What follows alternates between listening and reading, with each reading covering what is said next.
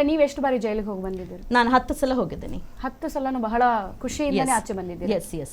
Enjoy ಮಾಡ್ತೀರಾ ಜೈಲ್ವಾಸ? Definitely. ಮತ್ತೆ ಮೊನ್ನೆ ಒಂದು ಇನ್ಸಿಡೆಂಟ್ ಅಲ್ಲಿ ಹೇಳ್ತಾ ಇದ್ರು ಜೈಲಿಗೆ ಹೋಗಿ ಬರಕ್ ನಂಗೆ ಬಹಳ ಖುಷಿ ಅಂತ ಹೇಳಿ. ಇನ್ನ ನಾನು ಹೇಳ್ತೀನಲ್ಲ, ಇನ್ನು 100 ಬಾರಿ ಜೈಲಿಗೆ ಪರಪ್ಪನಗರ ಜೈಲಿಗೆ ಹಾಕಿದ್ರೇನು ಹೋಗೋದಕ್ಕೆ ನಾನು ರೆಡಿ ಇದ್ದೀನಿ. ಕಾರಣ ನಾನು ಏನೇ ಒಂದು ತಪ್ಪು ಮಾಡಿದ್ರೇನು ಅದು ನನಗೆ ಗೊತ್ತಿರುತ್ತೆ ತಪ್ಪ ಸರಿನಾ ಅಂತ. ಮೊನ್ನೆ ನಾನು ಪ್ರಕರಣದಲ್ಲಿ ಯಾವ್ದ್ರಲ್ಲಿ ಹೋಗಿದ್ದೆ ಅಂದ್ರೆ ನನ್ನ ವೈಯಕ್ತಿಕ ವಿಚಾರ.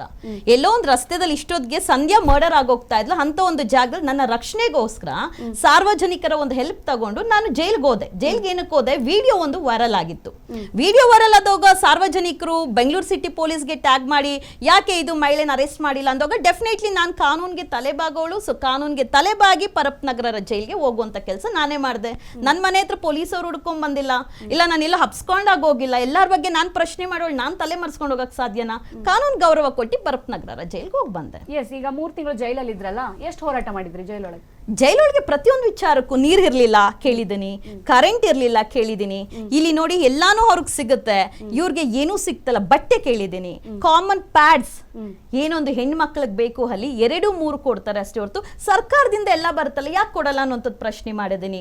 ಆ 3 ಮಂತ್ಸ್ ಅಲ್ಲಿ ನನಗೆ ಗ್ಯಾಸ್ಟ್ರಿಕ್ ಪ್ರಾಬ್ಲಮ್ ತುಂಬಾ ಇದೆ, ಅಂಥದ್ರಲ್ಲಿ ಬೇಸಿಕ್ ಗ್ಯಾಸ್ಟ್ರಿಕ್ ಟ್ಯಾಬ್ಲೆಟ್ ಸಿಗೋದಿಲ್ಲ ಕೇಳಿದೀನಿ. ಮಂಗಳವಾರ ರೌಂಡ್ಸ್ ಬರ್ತಾರೆ, ಅಲ್ಲಿರುವಂತ ಮಹಿಳೆಯರಿಗೆ ಎಲ್ಲಾರ್ಗು ಹೆಲ್ತ್ ಇಶ್ಯೂಸ್ ಅಂತ ಇದ್ದೇ ಇರುತ್ತೆ ಮಹಿಳೆಯರಿಗೆ. ಬಟ್ ಎಲ್ಲಾರ್ಗೂ ಅನ್ನ ತಿನ್ನಕ್ಕಾಗಲ್ಲ, ಮುದ್ದೆ ಕೇಳ್ತಾರೆ. ಮುದ್ದೆ ಕ್ವಾಂಟಿಟಿ ಕಡಿಮೆ ಕೊಟ್ಟಿರ್ತಾರೆ. ಪಾಪ ವಯಸ್ಸಾಗಿರುವಂತವ್ರೆಲ್ಲಾರು ನೋಡಮ್ಮ ಮುದ್ದೆ ಕಡಿಮೆ ಕೊಡ್ತಾರೆ, ಮುದ್ದೆ ಕೊಡೋದಿಲ್ಲ, ಅದ್ರಲ್ಲೂ ಒಂದು ಇಷ್ಟಿಷ್ಟೇ ಕೊಡ್ತಾರೆ. ನಮ್ಗೆ ಅನ್ನ ಬೇಡ ಅಂದಾಗ ರೌಂಡ್ಸ್ ಅಲ್ಲಿ ಬಂದಿದ್ದಂತ ಅಧಿಕಾರಿಗಳು ಮುದ್ದೆ ಸ್ವಲ್ಪ ಹೆಚ್ಚಾಗಿ ಮಾಡಿ ಅಂತಾನು ಕೇಳಿದೀನಿ. ಹೆಚ್ಚು ಮಾಡಿದ್ರು, ಕೊಟ್ಟಿದ್ರು. ಸೊ ಬೇಸಿಕ್ ನೀಡ್ಸ್ ಅಲ್ಲಿರೋದಕ್ಕೆ, ಬದುಕೋದಕ್ಕೆ, ಹೊರಗಡೆ ಬರೋರ್ಗು ಏನ್ ಬೇಕೋ ಅದಕ್ಕೆ ನಾನು ಹೋರಾಟ ಮಾಡಿದೀನಿ, ಕೇಳಿದೀನಿ. ಬಟ್ ಅದು ಸಿಕ್ಕಿದೆ. ಪವಿತ್ರ ಗೌಡ ಹೋದ್ಮೇಲೆ ಎಲ್ಲಾ ಆಯಾಮದಲ್ಲೂ ಅಧಿಕಾರಿಗಳು ಎಚ್ಚೆತ್ಕೊಂಡು ಆ ಜೈಲಿನ ಅಂದ್ರೆ ಕೈದಿಗಳಿಗೆ ಕೊಡೋಕ್ ಶುರು ಮಾಡಿದ್ರ? ಏನ ನೀವೆಲ್ಲ ನಾನು ಪ್ಯಾಡ್ಸ್ ಕೇಳಿದೆ, ನಾನು ಮತ್ತೊಂದಷ್ಟು ಏನೇನೋ ಬೇಕು, ಅದಕ್ಕೂ ಇದಕ್ಕೆ ರಿಲೇಟೆಡ್ ಇಲ್ಲ. ನಾನು ಪವಿತ್ರ ಗೌಡ ವಿಚಾರದಲ್ಲಿ ನಾನು ಪ್ರಶ್ನೆ ಮಾಡಿದಿಷ್ಟೇ. ನಮಗೆ 2 ಜೊತೆ ಬಟ್ಟೆ, ಅವ್ರಿಗೆ 16 ಜೊತೆ ಇದೆ. ನಾವು ಜೈಲಿನ ಊಟ ತಿಂತೀರಿ, ಅವರು ಸ್ಟಾಫಿಗೆ ಬರುವಂತ ಊಟ ತಿಂತಾರೆ. ಆಯ್ತಾ? ಸೊ ನನ್ನ ಪ್ರಶ್ನೆ ಅದಿದೆ. ಅವ್ರು ಮೇಕಪ್ ಮಾಡ್ಕೊಂಡು ಓಡಾಡ್ತಾರೆ. ಯಾರಾದ್ರೂ ಹೆಣ್ಣು ಮಕ್ಳು ತಲೆಗೆ ಸ್ನಾನ ಮಾಡಿ ಕೂದಲು ಬಿಟ್ಟಿದ್ರೆ ಕೂದಲು ಜಡೆ ಕಟ್ರಿ ಅಂತ ಹೇಳ್ತಾರೆ, ದರಿದ್ರ ಬರುತ್ತೆ ಜೈಲ್ಗೆ ಅಂತ ಹೇಳ್ತಾರೆ. ಅದೇ ಪವಿತ್ರ ಗೌಡ ಕೂದಲು ಬಿಟ್ಕೊಂಡು ಜೈಲೆಲ್ಲ ಓಡಾಡ್ಬೋದಾ ಅನ್ನೋದು ನನ್ನ ಪ್ರಶ್ನೆ ಆಗಿತ್ತು. ಲೈಬ್ರರಿಗೆ ಹೋದ್ರೆ ಲೈಬ್ರರಿದಲ್ಲಿ ಸೈಲೆಂಟ್ ಆಗಿರ್ಬೇಕು, ಇಲ್ಲಿ ಪುಸ್ತಕ ಓದ್ತಾರೆ, ಪೇಪರ್ ಓದ್ತಾರೆ ಅಂತಾರೆ. ಲೈಬ್ರರಿದಲ್ಲಿ ಪರ್ಸನಲ್ ವಿಚಾರ ಚಾಟ್ ಆಗುತ್ತಲ್ಲ ಅನ್ನೋದಕ್ಕೆ ನಾನು ಪ್ರಶ್ನೆ ಮಾಡಿದ್ದೆ.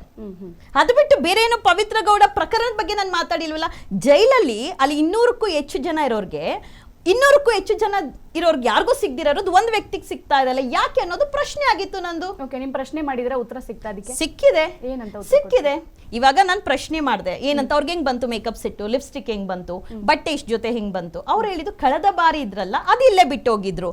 ಬಿಟ್ಟು ಯಾಕೆ ಹೋಗಿದ್ರು ಅದನ್ನ ಕೇಳ್ದೆ ನಾನು. ಬಿಟ್ಟು ಯಾಕೆ ಹೋಗಿದ್ರು? ಆಗ ಅವ್ರು ಹೇಳಿದ್ರು ರೀಸೆಂಟ್ ಆಗಿ ಮಾಧ್ಯಮಗಳಲ್ಲಿ ಯಾವಾಗ ಮನೆ ಊಟ ಕೊಡಬಾರ್ದು, ಜೈಲಲ್ಲಿ ಎಲ್ಲಾನು ಸಿಗ್ತಾ ಇದೆ ಅಂತ ಸ್ಟ್ರಿಕ್ಟ್ ಆಯ್ತು, ಆಗ ಬಟ್ಟೆಗಳನ್ನ ಬಿಡುವಂಥದ್ದು ಕಡಿಮೆ ಮಾಡಿದ್ರು. ಅದಕ್ಕೆ ಮುಂಚೆನೆ ಎಲ್ಲ ಬಂದ್ಬಿಟ್ಟಿದೆ ಅಂತಾನು ಹೇಳಿದ್ರು. ಸರಿ ಮೇಡಮ್, ನೀವು ಏನು ಕೊಡಬೇಡಿ, ಹೆಣ್ಮಕ್ಳಿಗೆ ಅಟ್ಲೀಸ್ಟ್ 1-2-3 ಪೇರ್ಸ್ ಎಕ್ಸ್ಟ್ರಾ ಬಟ್ಟೆ ಕೊಡಿ. ಅವ್ರು ಬದುಕಿದ್ರೆ ತಾನೆ ಅವ್ರ ಕೇಸ್ನೂ ಅವ್ರು ಕಂಪ್ಲೀಟ್ ಮಾಡಕ್ ಸಾಧ್ಯ. ಅಲ್ಲಿ ಬೇಸಿಕ್ ಗ್ಯಾಸ್ಟ್ರಿಕ್ ಟ್ಯಾಬ್ಲೆಟ್ ಸಿಗೋದಿಲ್ಲ ಅಂತ ಅಂದ್ರೆ ಪ್ರಶ್ನೆ ಮಾಡ್ಬೇಕಾ ಬೇಡವೋ? ಕರೆಕ್ಟ್. ಸೊ ಬಹುಶಃ ನಿಮ್ಮ ಹತ್ರ ಕೂಡ ಸ್ವಲ್ಪ ಜಾಸ್ತಿ ದುಡ್ಡು ಇದ್ದಿದ್ರೆ ನೀವು ಕೊಟ್ಟು ಆ ಎಲ್ಲ ಫೆಸಿಲಿಟಿನ ಪಡ್ಕೋಬಹುದಾಗಿತ್ತೇನೋ. ನನಗೆ ದುಡ್ಡು ಕೊಟ್ಟು ಇರೋಂಥ ನೆಸೆಸಿಟಿ ಬೇಡ, ನಮ್ಮ ಅವಶ್ಯಕತೆನೂ ಇಲ್ಲ. ಅಲ್ಲಿರುವಂತ ಆರೋಪಿಗಳ ಪರ ನಾನು ಧ್ವನಿ ಎತ್ತಿದ್ದೆ ಹೊರತು ಎಲ್ಲಾರ್ಗೂ ಸಿಗ್ಲಿ. ಇವಾಗ ಯಾರೋ ಒಬ್ರು ರೆಡಿ ಆಗಿ ನಿಂತಿದ್ದಾರೆ, ಚೆನ್ನಾಗಿದ್ದಾರೆ ಅಂದ್ರೆ ಎಷ್ಟೊಂದು ಜನ ಬಡವರು ಇರ್ತಾರೆ. ಅವ್ರಿಗೆ ಏನ್ ಅನ್ಸುತ್ತೆ, ಅಯ್ಯೋ ನನ್ನ ಹತ್ರನೂ ಸ್ವಲ್ಪ ದುಡ್ಡು ಇದ್ದಿದ್ರೆ, ವೆಲ್ ಸೆಟಲ್ಡ್ ಆಗಿದ್ರೆ ನನಗೂ ಈ ತರ ಫೆಸಿಲಿಟಿ ಸಿಗ್ತಾ ಇತ್ತಲ್ಲ. ಮಾತಾಡಿದ್ದಾರೆ ಅಲ್ಲಿರೋರ್ ಪಾಪ.